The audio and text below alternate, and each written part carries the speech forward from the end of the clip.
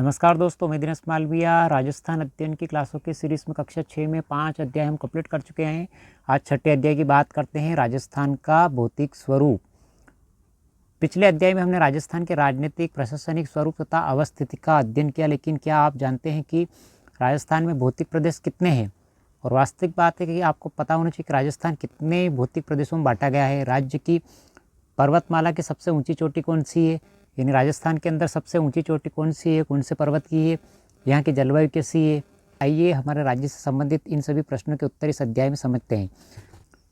यहाँ की जलवायु कैसी है, तो जलवायु और मौसम की बात करते हैं। मौसम यानी मौसम जो होता है, मौसम 1 या 2 दिन में बदलता रहता है, 1 या 2 दिन में बदलता रहता है या सप्ताह भर में बदल जाता है। लेकिन जो जलवायु होती है, जलवायु जो होती है वो 1 महीने में 2 महीने में बदलती है।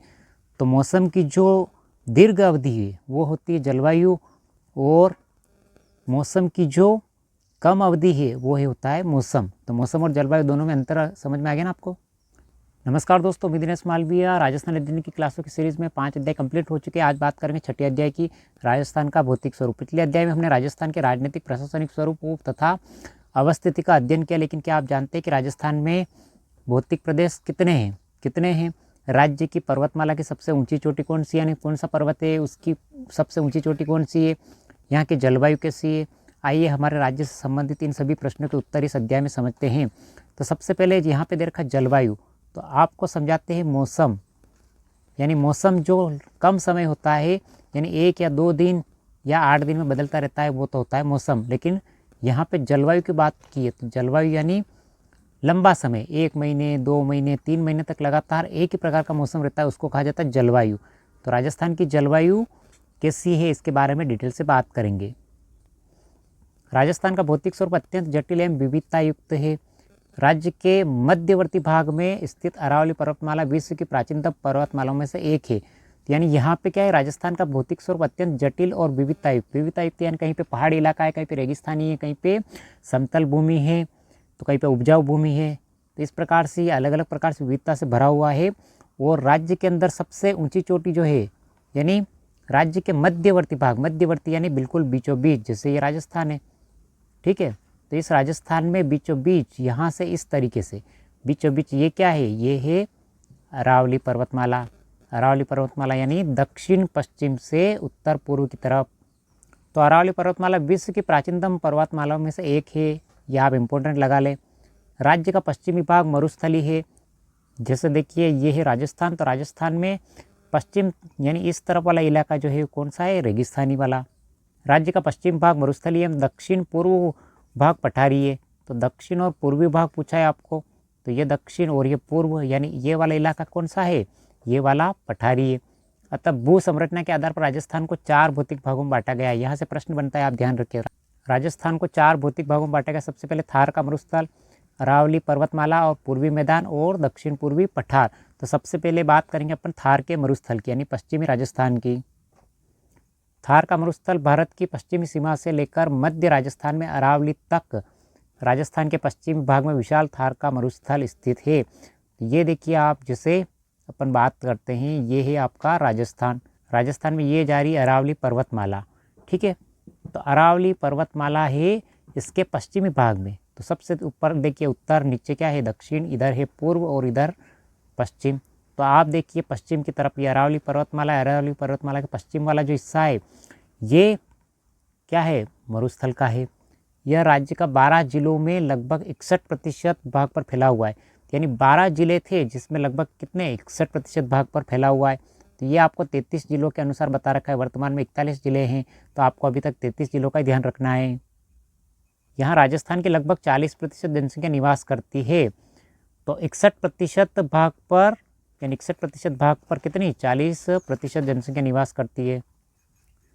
यह मरुस्थल विश्व के अन्य मरुस्थल की तुलना में अधिक जन घनत्व, पशु घनत्व, वर्षा, खनिज विविधता, वनस्पति, कृषि सिंचाई के साधन, सर्वाधिक जैव विविधता आदि के कारण विश्व का सबसे धनी मरुस्थल कहा जाता है।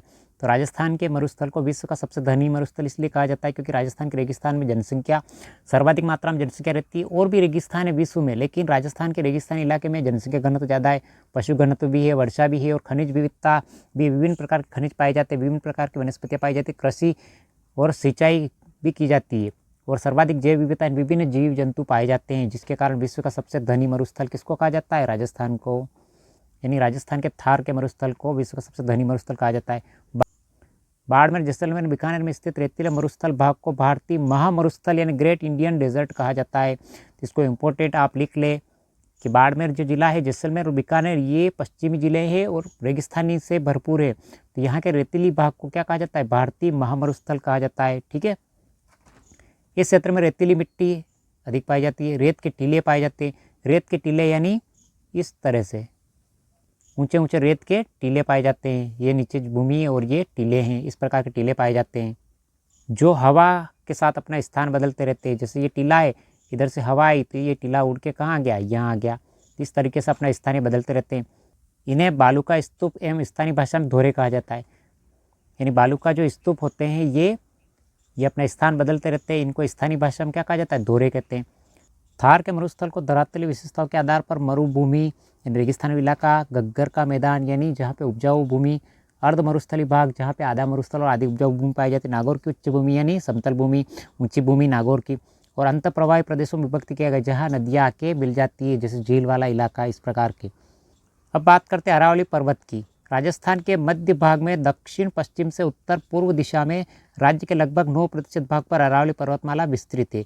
तो आपने देखा ना, ये राजस्थान का नक्शा है और राजस्थान के नक्शे में उत्तर, ये दक्षिण, ये पूर्व है और ये पश्चिम। तो यहाँ पे आपने देखा है, यहाँ पे ये कह रहा है कि दक्षिण पश्चिम। ठीक है। तो इधर बात करते हैं दक्षिण पश्चिम, तो ये दक्षिण है और इधर क्या है? पश्चिम है। ऊपर उत्तर है और इधर पूर्व है। तो दक्षिण पश्चिम यानी यहाँ से इस तरीके से ये क्या है? अरावली पर्वत श्रृंखला। तो दक्षिण और पश्चिम से उत्तर पूर्व, तो ये है उत्तर और ये पूर्व, इन दोनों के बीच में। ठीक है। राज्य के लगभग कितने? 9% भाग पर फैली हुई है। यह विश्व के सबसे प्राचीन पर्वतों में से एक है। यानी विश्व के सबसे प्राचीन पर्वत में से एक है कौन? अरावली पर्वत श्रृंखला, जो दक्षिण में गुजरात के खेड़ ब्रह्मा से उत्तर में दिल्ली के रायसीन तक 692 किलोमीटर में विस्तृत है। तो गुजरात से शुरुआत होती है, गुजरात के खेड़ ब्रह्म से, और उत्तर में कहाँ तक जाता है? राजस्थान होकर दिल्ली के रायसीना तक, और 692 किलोमीटर इसकी लंबाई है, विस्तृत है। अरावली पर्वतमाला राजस्थान को 2 भागों में विभाजित करती है, पूर्वी राजस्थान और पश्चिमी राजस्थान। तो यहाँ पे ये देखिए, राजस्थान में इधर से राजस्थान, तो इधर तो पूर्व राजस्थान हो गया और इधर पश्चिमी राजस्थान, तो 2 भागों में विभाजित कर रही है अरावली पर्वत श्रृंखला। अरावली पर्वतमाला राजस्थान का सबसे उच्च भूभाग है। सबसे उच्च भूभाग यानी सबसे ऊंचा भूभाग है, क्योंकि अरावली पर्वतमाला राजस्थान का सबसे ऊंचा भाग है, क्योंकि अरावली पर्वतमाला में ही गुरु शिखर यानी गुरु शिखर जो राजस्थान की सर्वोच्च चोटी है, जिसकी ऊंचाई 1722 मीटर है। ये ध्यान रखें आप। इस पर्वतमाला से विभिन्न प्रकार के खनिज संसाधन प्राप्त होते हैं। यानी अरावली पर्वतमाला से विभिन्न प्रकार खनिज निकलते हैं। अरावली पर्वतमाला मरुस्थल के पूर्व की ओर प्रसार को रोकती है। तो जैसे ये राजस्थान है और राजस्थान में अरावली पर्वतमाला इधर है, तो इधर क्या है? रेगिस्तान है। तो रेगिस्तान को इधर पूर्व की तरफ, इस तरफ, ये पश्चिम है, पश्चिम से पूर्व की तरफ आने से क्या करती है? रोकती है। इस पर्वतमाला में अधिकांश नदियों के उद्गम स्थल है। यानी अधिकांश नदियाँ कहाँ से निकलती है? अरावली पर्वतमाला से। इस क्षेत्र में विभिन्न प्रकार के वनस्पति, पेड़ पौधे पाए जाते हैं, वन्य जीव पाए जाते हैं, जड़ी बूटियाँ पाई जाती है। अरावली पर्वतमाला मानसून को रोककर पूर्वी एवं दक्षिण राजस्थान वर्षा करती है। तो अरावली पर्वतमाला किसको? मानसून को रोककर दक्षिण राजस्थान में और पूर्वी राजस्थान में वर्षा करवाती है। इन्हीं कारणों से अरावली को राजस्थान की जीवन रेखा कहा जाता है। तो ये इंपॉर्टेंट प्रश्न क्या ध्यान रखना है आपको, राजस्थान में अरावली पर्वतमाला की सबसे ऊंची चोटी कौन सी है? गुरु शिखर। और ये कौन से जिले में? सिरोही जिले में। और माउंट आबू में स्थित है। इसकी ऊंचाई कितनी है? 1722 मीटर। यहाँ से इंपॉर्टेंट प्रश्न बनता है, तो इसको आप नोट कर ले। राजस्थान के भौतिक प्रदेश की बात करते हैं तो राजस्थान में घग्गर का मैदान दे रखा है, गंगानगर हनुमानगढ़ वाला इलाका, जहाँ पे घग्गर नदी के द्वारा सिंचाई की जाती है। और ये बालूका स्तूप का मुक्त प्रवेश, ये देखिए आप, ये मरुस्थली भाग दे रखा है, ये जिले दे रखे ना आपको, ये सारे मरुस्थली भाग के दे रखे हैं। ये बालूका स्तूप मुक्त प्रदेश है, यानी यहाँ पे बालूका स्तूप यानी बालूरत कम से कम पाई जाती है। इधर देखिए आप, ये बांगड़ का क्षेत्र है, बांगड़ का क्षेत्र यानी झुंझुनू के आसपास का क्षेत्र। ये शेखावटी प्रदेश है, सिक्कर चुरू झुंझुनू वाला। और ये लूनी बेसिन है, जहाँ पे लूनी नदी बहती है। आबू पर्वत, ये माउंट आबू वाला क्षेत्र दे रखा है। बोराट का पठार जो उदयपुर के आसपास का। दक्षिणी अरावली पर्वतमाला। अब अरावली पर्वतमाला की बात करते तो ये देखिए आप, ये सारी अरावली पर्वतमाला है जो यहाँ से शुरुआत होती है और यहाँ तक जाती है। तो इधर गुजरात से लगाकर ये रहा राजस्थान, और राजस्थान से इधर दिल्ली तक जाती है ये अरावली पर्वतमाला। ठीक है, और ये अरावली पर्वतमाला का दक्षिणी हिस्सा, ये मध्य अरावली और ये उत्तरी अरावली दे रखी है। ये चंबल का मैदान दे रखा है आपको, बनास का मैदान दे रखा है, बनास नदी यहाँ से बहती है। चंबल का मैदान दे रखा है आपको, माही का मैदान दक्षिण राजस्थान का जहाँ पे बांसवाड़ा वाला इलाका दे रखा है, हाड़ौती का पठार, कोटा, बूंदी, बारा, झालावाड़ा वाला इलाका, और विंध्यन कगार का क्षेत्र दे रखा है आपको, धौलपुर के आसपास वाला इलाका। ये राजस्थान के भौतिक प्रदेश को व्यवस्थित तरीके से बांट रखा है, जहाँ पे अलग अलग भागों में अलग अलग प्रकार की भूमि पाई जाती है। ये राजस्थान को विभिन्न भौतिक भागों में बांटा गया है। और इस मैप को समझने के लिए आप देखिए, ये है रेतीला शुष्क मैदान थार का इस प्रकार का, और अर्ध शुष्क जहाँ पे अर्ध शुष्क मैदान यानी जहाँ पे बारिश कम से कम होती है, और अरावली मैदान दे रखा है मैदान, और हाड़ौती का पठार। तो राजस्थान के भौतिक प्रदेश में हमने बात की मानचित्र के माध्यम से। राजस्थान के भौतिक प्रदेश को हमने समझने का प्रयास किया है मानचित्र के माध्यम से। तीसरा भाग आता है पूर्वी मैदान। राजस्थान का पूर्वी मैदान चंबल नदी, बनास, बाणगंगा उनकी सहायक नदियों द्वारा निर्मित है। सहायक नदियाँ यानी जो बड़ी नदी, जैसे बड़ी नदी बह रही है, इस बड़ी नदी में जो छोटी नदी आके मिलती है वो कहलाती है सहायक नदी, जो विस्तृत रूप से गंगा के मैदान में का ही प्रवाह है। गंगा के मैदान का प्रवाह है, यानी चंबल, बनास और बाणगंगा। तो ये नदियाँ आगे जाकर किस में, गंगा नदी में मिल जाती है। तो ये गंगा की क्या है, सहायक नदियाँ है। ये मैदान राज्य के लगभग 23% भाग पर फैला हुआ है। पूर्वी मैदान 23% भाग पर फैला हुआ है।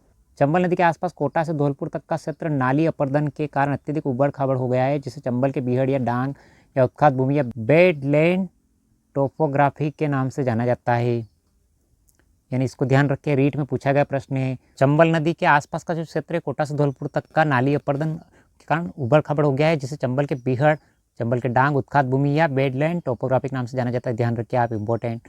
राजस्थान के सबसे उपजाऊ एवं सर्वाधिक जनघनत्व वाले इस क्षेत्र में लगभग राजस्थान की कितनी 40% जनसंख्या निवास करती है।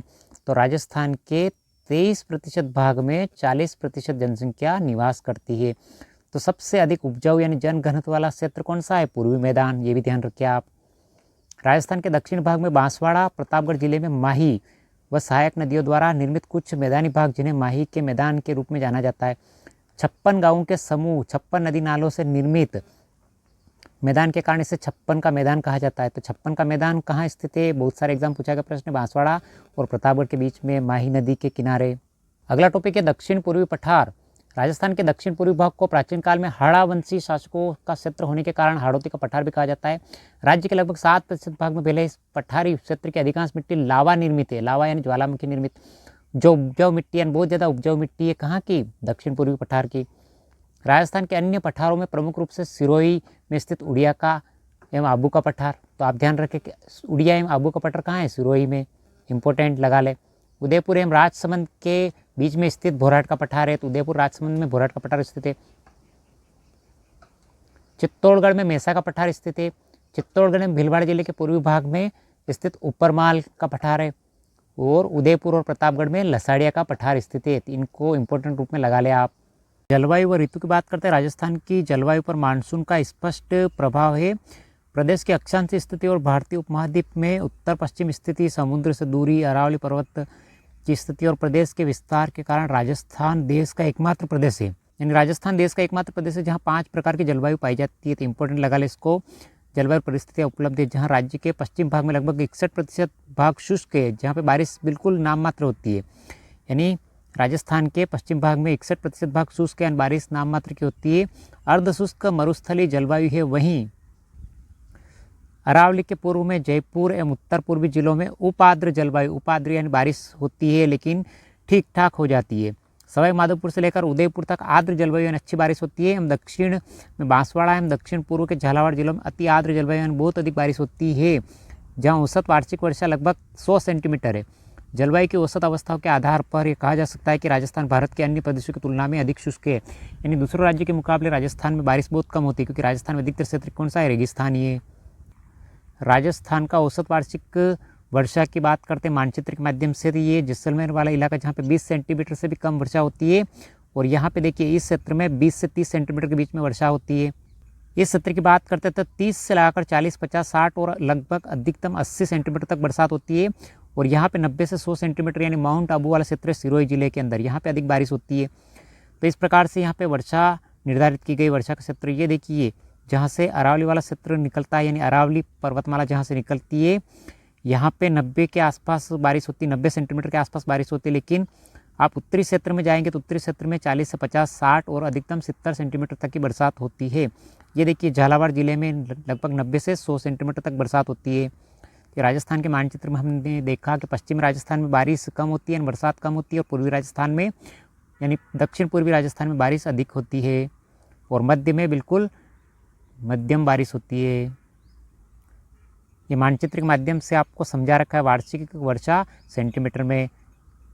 सम वर्षा रेखा, ये लाइनिंग दे रखी सम वर्षा रेखा की, यानी जो लाइनिंग दिखा रखी ना आपको, इस क्षेत्र में, पश्चिमी क्षेत्र में बहुत ही कम नाम मात्र की बारिश होती है, और यहाँ पे ठीक ठाक बारिश हो जाती है, और इस क्षेत्र में इस लाइन से इधर इधर बहुत अधिक बारिश होती है। जैसा कि आप जानते हैं कि राजस्थान में मुख्यतः 3 ऋतुएं पाई जाती हैं। वास्तव में राजस्थान में क्या पूर्व भारत में 3 ऋतु पाई जाती है। ग्रीष्म ऋतु मार्च से लगाकर जून तक, वर्षा ऋतु जुलाई से सितंबर तक, और शीत ऋतु अक्टूबर से लगाकर फरवरी तक। अब ग्रीष्म ऋतु की बात करते हैं, इस ऋतु में तापमान विभिन्न क्षेत्रों में सामान्यतः 30 से 40 डिग्री सेंटीग्रेड से अधिक रहता है, क्योंकि गर्मी बहुत अधिक पड़ती है। पश्चिम राजस्थान विशेषकर जैसलमेर, बाड़मेर, बीकानेर, जोधपुर, श्रीगंगानगर, चूरू आदि जिलों में तापमान 40 से 45 डिग्री सेंटीग्रेड तक हो जाता है। बहुत ज़्यादा गर्मी पड़ती है इन क्षेत्रों में। पश्चिमी राजस्थान मरुस्थल होने के कारण, थार मरुस्थल रेतीला होने के कारण भारत के अत्यधिक गर्म प्रदेशों में से एक है। यानी पश्चिमी राजस्थान में मरुस्थल क्षेत्र में बहुत अधिक, यानी थार मरुस्थल में बहुत अधिक गर्मी पड़ती है। गर्मी के मौसम में रेत जल्दी गर्म हो जाती है और जल्दी ठंडी हो जाती है। अतः मरुस्थल में इस ऋतु में, यानी गर्मी की ऋतु में, दिन का तापमान बहुत ज़्यादा बढ़ जाता है और रात का तापमान बिल्कुल कम हो जाता है, जिससे दैनिक एवं वार्षिक तापांतर भी अधिक होता है, यानी साल भर का तापांतर बहुत ज़्यादा होता है। ऊंचाई के कारण माउंट आबू इस ऋतु में राजस्थान का सबसे ठंडा स्थान है। यानी गर्मी के मौसम में सबसे ठंडा स्थान कौन सा है? माउंट आबू। तो इस चीज़ को आप ध्यान रखें, नोटिस कर ले आप। ये भी जाने, राजस्थान में ग्रीष्म ऋतु में चलने वाली अत्यंत गर्म धूल भरी हवाओं को लू कहा जाता है। ध्यान रखिए आप। कभी कभी इनकी गति 100 किलोमीटर प्रति घंटा से भी अधिक हो जाती है। अब बात करते हैं वर्षा ऋतु की। राजस्थान में 90 से 95% तक वर्षा इस ऋतु में, यानी बारिश के मौसम में होती है, जो मानसूनी हवाओं से जुलाई से लगाकर सितंबर के मध्य में होती है। यहाँ अरब सागर और बंगाल की खाड़ी दोनों शाखाओं के मानसून से वर्षा होती है। यानी भारत में और राजस्थान में बंगाल की खाड़ी और अरब सागर दोनों से वर्षा होती है। बंगाल की खाड़ी के मानसून से राजस्थान में अधिक वर्षा होती है। ध्यान रखिए आपकी, राजस्थान में अधिकतर वर्षा जो होती है बंगाल की खाड़ी से होती है, जो अधिकांशतः पूर्वी राजस्थान में होती है, क्योंकि पश्चिमी राजस्थान में बीच में अरावली पर्वतमाला के कारण पश्चिमी राजस्थान में बारिश कम होती है। अरब सागर के मानसून से अधिकांश वर्षा दक्षिणी राजस्थान में होती है, और सर्वाधिक वर्षा झालावाड़ जिले में लगभग 100 सेंटीमीटर होती है। तो राजस्थान में सर्वाधिक वर्षा कहाँ होती है? झालावाड़ जिले में। ध्यान रखिए आप। जैसे राजस्थान का सबसे आर्द्र जिला माना जाता है, तो यहाँ पे प्रश्न बनता है राजस्थान का सबसे आर्द्र जिला कौन सा है? झालावाड़ जिला। सबसे कम वर्षा जैसलमेर जिले में होती है। कितनी होती है? लगभग 10 सेंटीमीटर से भी कम होती है, यानी 10 सेंटीमीटर के आसपास सबसे कम वर्षा होती है राजस्थान के अंदर जैसलमेर जिले में। सबसे अधिक वर्षा प्राप्त करने वाला स्थान माउंट आबू। जिला पूछे आपको तो जिला आपको झालावाड़ जिला करना है, स्थान पूछे तो माउंट आबू करना है, जहाँ औसत 150 सेंटीमीटर वर्षा होती है। राजस्थान के दक्षिण पूर्वी भाग से उत्तर पश्चिम भाग की ओर वर्षा लगातार कम होती जाती है। क्या कह रहे हैं कि राजस्थान में दक्षिण पूर्वी, ये दक्षिण है, ये दक्षिण है और ये पूर्व है, तो दक्षिण पूर्व से लगाकर उत्तर पश्चिम, इधर उत्तर है और इधर पश्चिम, तो इस तरफ से इस तरफ आएंगे तो इधर वर्षा धीरे धीरे क्या होती, यानी लगातार वर्षा कम होती जाती है। और अरावली के पूर्व में 50 सेंटीमीटर से भी अधिक और पश्चिम में 50 सेंटीमीटर से कम वर्षा होती है। तो जैसे आप देखिए कि ये राजस्थान का मैप है और ये अरावली पर्वतमाला, अरावली पर्वतमाला के पूर्व में यानी इस तरफ 50 सेंटीमीटर से अधिक वर्षा होती है, और पश्चिम में अरावली पर्वतमाला ये है तो इससे पश्चिम में यानी इस तरफ 50 सेंटीमीटर से भी कम वर्षा होती है। शीत ऋतु की बात करते हैं। राजस्थान में शीत ऋतु में तापमान धीरे धीरे कम होता जाता है। पश्चिमी राजस्थान में रेत के अत्यधिक ठंडी हो जाने से तापमान 0 डिग्री सेंटीग्रेड या कुछ स्थानों पर इससे भी कम हो जाता है, यानी माइनस में तापमान हो जाता है रेगिस्तानी इलाकों में। यानी ऊंचाई के कारण ही सर्दी के मौसम में माउंट आबू राजस्थान में अधिक ठंडा रहता है। इस ऋतु में आकाश साफ रहता है, मंद मंद गति से पवन चलती है, और उत्तर भारत से आने वाली शीतलहर के प्रभाव आने से ठंड बहुत बढ़ जाती है, यानी सर्दी के मौसम में ठंड बहुत बढ़ जाती है। यह भी जाने, भारत में शीत ऋतु में होने वाली वर्षा को मावट या पश्चिम विक्षोभ कहा जाता है, जहाँ से बार बार प्रश्न बना जाता है। तो आपको इस चीज़ को ध्यान रखिए कि भारत में शीत ऋतु में होने वाली वर्षा को मावट कहा जाता है। राजस्थान में जो पश्चिम विक्षोभ से होती है, ये चक्रवात भूमध्य सागर से आकर राजस्थान सहित उत्तरी भारत में वर्षा करती है। इस वर्षा से गेहूं की फसल को लाभ मिलता था। आपको ऐसे पूछा जाता है कि राजस्थान में मावट और पश्चिम विक्षोभ से किस फसल को लाभ होता है? तो गेहूँ की फसल को लाभ मिलता है। आगे बात करते हैं अकाल और मरुस्थलीकरण। राजस्थान विशेषकर पश्चिमी राजस्थान बार बार अकाल सूखा पड़ता रहता है क्योंकि रेगिस्तानी इलाका है। इसका कारण ये वर्षा का सामयिक यानी कुछ समय तक ये वर्षा होती है पश्चिम राजस्थान में, अपर्याप्त यानी बहुत कम होती है, अनिश्चित कोई निश्चित टाइम नहीं, अनियमित यानी कभी होती कभी नहीं होती पश्चिम राजस्थान में। इसके कारण पशु पक्षियों के लिए चारा, पानी, मनुष्यों के लिए अनाज, पेयजल की कमी की स्थिति हो जाती है जिसे अकाल कहा जाता है। तो अकाल किसको कहा जाता है? जिसमें चारा और अनाज और पेयजल की कमी हो जाती है। कम वर्षा यहाँ की जलवायु का प्राकृतिक स्वभाव है, लेकिन मानवीय स्वार्थों ने जिस तरह से विवेकहीन ढंग से वनों की कटाई की है, भूमिगत जल का अतिदोहन किया है, पारंपरिक जल संसाधन प्रबंधन की उपेक्षा की है, उसका प्रतिकूल प्रभाव देश के आर्थिक एवं सामाजिक जीवन पर पड़ता है। तो अकाल पड़ने का कारण ये है कि अधिकतर इंसानों ने पेड़ पौधों को काट दिया है, जिसकी वजह से अधिक बारिश नहीं होती है। भौतिक दिशाओं में मानवीय कार्यों द्वारा जब उपजाऊ भूमि बंजर रेतीली मिट्टी में परिवर्तित हो जाती है तो उस क्रिया को मरुस्थलीकरण कहा जाता है। तो मरुस्थलीकरण इंसान ही कर रहे हैं। वर्तमान में राजस्थान के पश्चिम भाग में लगातार मरुस्थल का विस्तार हो रहा है, फिर भी वृक्षारोपण द्वारा इसे कम करने का प्रयास किया जा रहा है। यानी पश्चिमी राजस्थान में लगातार वृक्षारोपण हो रहा है, लेकिन इसको कम किया जा रहा है किसके माध्यम से? लगातार वृक्ष लगाकर। अध्याय समाप्त हो चुका है। बंजर का मतलब होता है अनुपजाऊ, बीहड़ उत्खात भूमि का मतलब होता है नदी के कटाव से बनी उबड़ खाबड़ भूमि। समवर्षा रेखा का मतलब होता है मानचित्र पर समान वर्षा वाले स्थानों को जोड़ने वाली काल्पनिक रेखा। मानसूनी हवाएं का मतलब होता है ऋतु के अनुसार अपनी दिशा बदलने वाली हवाएं। और अपर्दन का मतलब होता है जल या पवन द्वारा मृदा का कटाव होना यानी मिट्टी का कटाव होना। निम्नलिखित में से कौन सा भौतिक प्रदेश राजस्थान में स्थित नहीं है? तो राजस्थान में अरावली पर्वत है, पूर्वी मैदान है, थार मरुस्थल है, लेकिन हिमालय पर्वत नहीं है। अरावली पर्वतमाला की सबसे ऊंची चोटी का नाम क्या है? गुरु शिखर, जो कितनी है? 1722 मीटर है। राजस्थान अध्ययन की कक्षा 6 से लगाकर 10 तक की सभी किताबों को हम कंप्लीट करने वाले हैं। तो कैसा लगा वीडियो? लाइक, शेयर और सब्सक्राइब जरूर करें, जिससे रोजाना आपको एक वीडियो शाम के 7 बजे मिल जाएगा। मिलते हैं अगली वीडियो में। Thank you.